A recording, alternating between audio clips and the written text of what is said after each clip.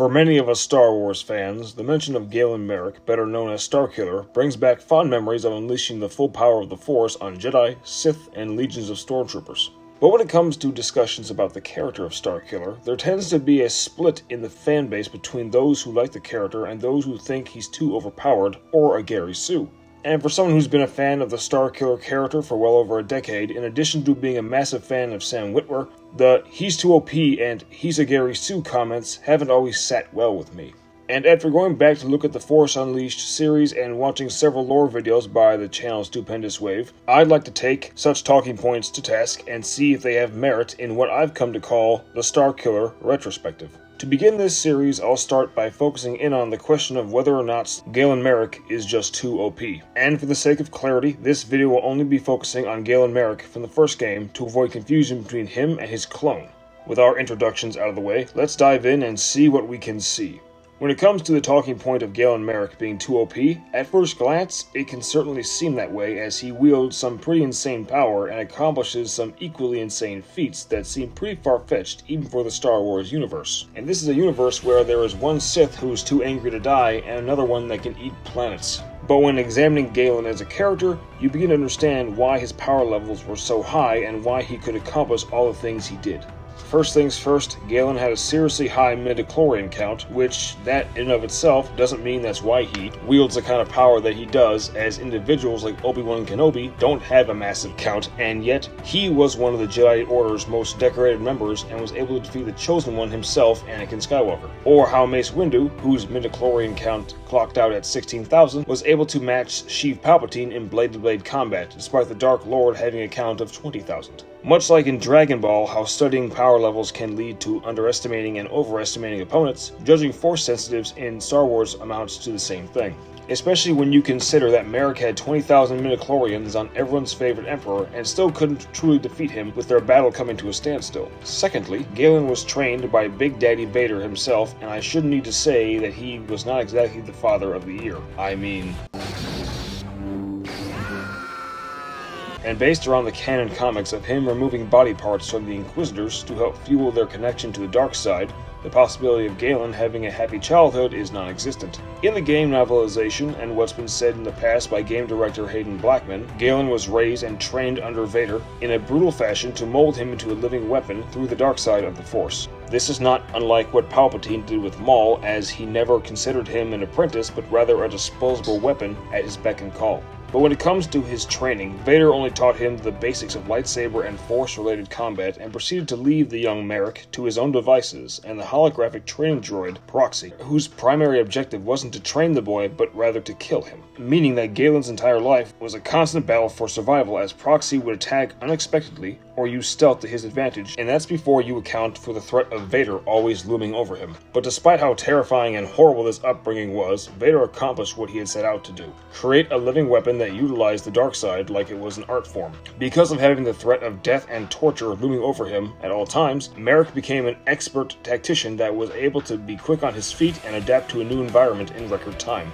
And due to Proxy's holographic capabilities, which would allow him to mimic the image and fighting style of just about anyone, Galen became an expert in all 7 forms of lightsaber combat. Such a constant battle for survival and being tested in every lightsaber form allowed Galen to become a deadly combatant with the blade, and when paired with his tactical skills and speed, made his reaction time, ferocity in offense, and sturdiness in defense, forged him into a master on the battlefield. This is exemplified in the following clip.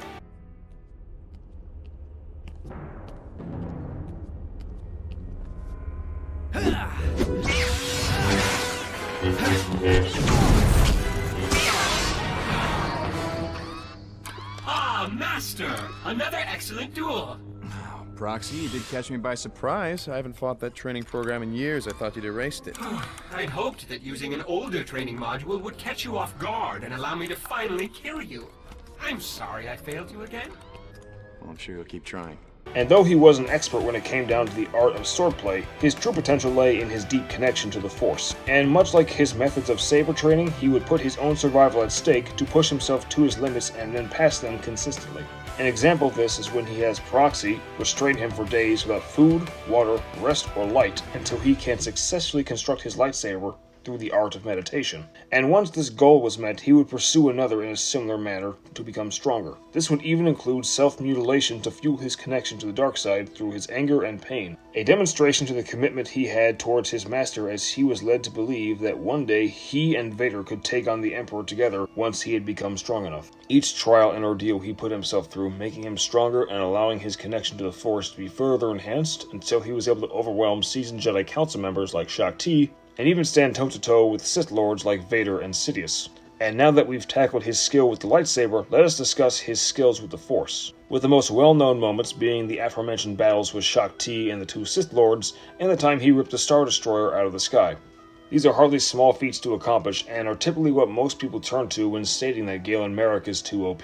But before looking closer at these moments, let us first examine how he would be able to do such things without being labeled as completely overpowered. When it came to his training, Galen had proven to Vader and himself that he was willing and able to push himself beyond his known limits in order to gain a successful victory in any scenario. And when looking at his telekinetic abilities, he showed promise at an incredibly young age, as he was able to disarm Vader with no training and acting only on instinct. This was only furthered into his later years, as by the time he was a young adult, he was able to clear hallways and bring down walls with a single blast of Force energy, alongside creating what was known as a Force maelstrom, where energy would pull around him and draw in enemy combatants or random objects like a black hole, and then send them flying like he was the epicenter of a massive explosion. This often causing those caught in the blast to become nothing more than a pile of ash on the ground. This was an ability he would use often, and it was considered costly due to the amount of energy it took for him to use it. At the height of his power, Marek could also stop and redirect incoming missiles, and even lock onto a target, impale them with his lightsaber from a distance, and have it return to his hand in seconds.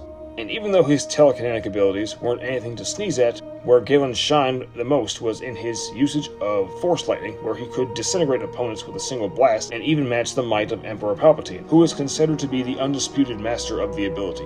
When it came to utilizing this power, where Galen excelled with this skill was in how he used it in combat. Typically, Galen, like most other users of the ability, would channel it through their arms and out their fingertips.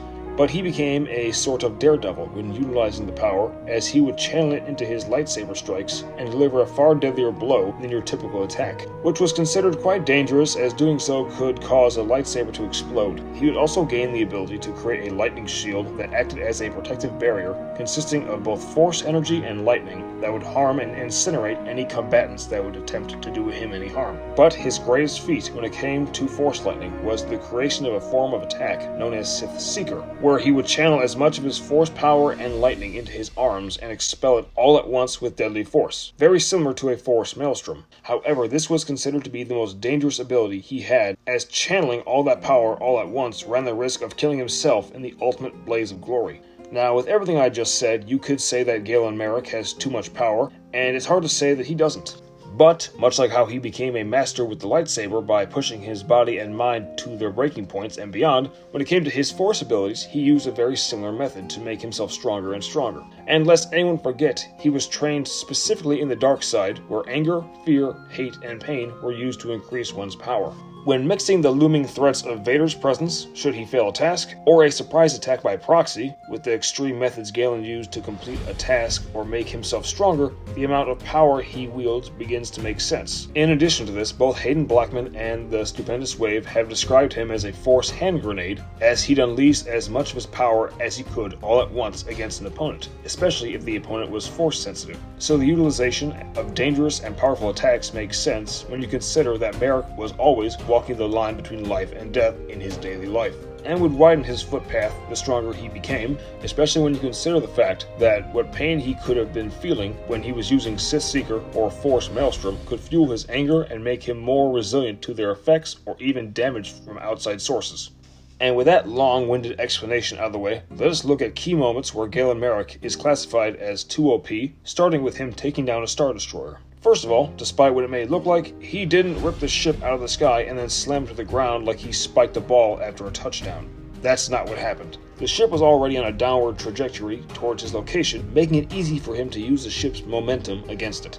So this could be classified as a controlled crash, one that Galen couldn't necessarily control, as the strain put on his body had him to the point of exhaustion, and that he had to dive out of the way to safety at the last minute to avoid being crushed. Compare this to the scene in Empire Strikes Back where Luke attempts to move the X-Wing out of the swamp. If he had had the type of training that Galen had, or just more training at all, or maybe even if the ship needed to come down rather than up, he may have nailed this moment. And when looking at his battles, specifically against Shaak Ti, he was relentless in his assaults, and even managed to unleash enough force lightning to cause the enormous Sarlacc the battle took place on intense pain, and deliver a mortal wound to the Jedi Master. It is also worth noting that he was more motivated to complete this mission, as this was considered his final test before he could face the Emperor alongside his master.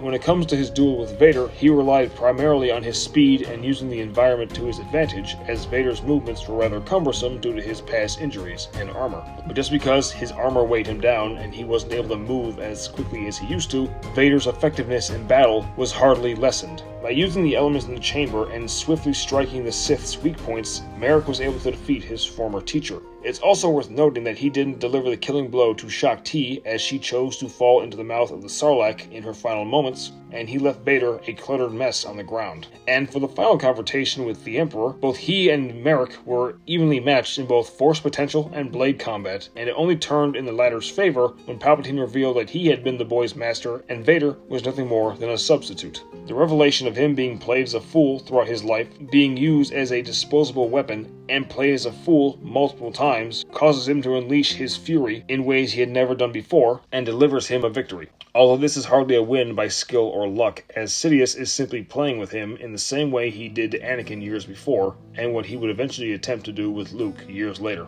And even after that, Palpatine shows that he's got plenty of juice left in the tank when he goes back on the offensive once his manipulative tactics fall flat. He also survives the blast that killed Galen, despite both of them being at the center of the event. Basically, what I'm trying to say with all this is that fans and critics alike can claim that Galen Merrick is far too overpowered for the universe he lives in, but this is far from the case. To talk about him holding far too much power and to brush off his accomplishments is to ignore vital parts of his characterization. He's an individual that was raised in an environment bordering on torture, self-inflicted or otherwise, that was designed to mold him into a weapon, and he was able to fashion himself in this role by pushing past his limits until he became a juggernaut and a skilled tactician that could adapt to any situation at a moment's notice. He was strong not only because of his natural potential, but because the only life he knew up until the last few months before he died was one steeped in perpetual anger and pain, with the threat of death or abuse from his master if he was to show a hint of weakness, hesitation, or failure in any form. Quite a morbid state of being that hardened and forged him into the weapon the Sith desired him to be.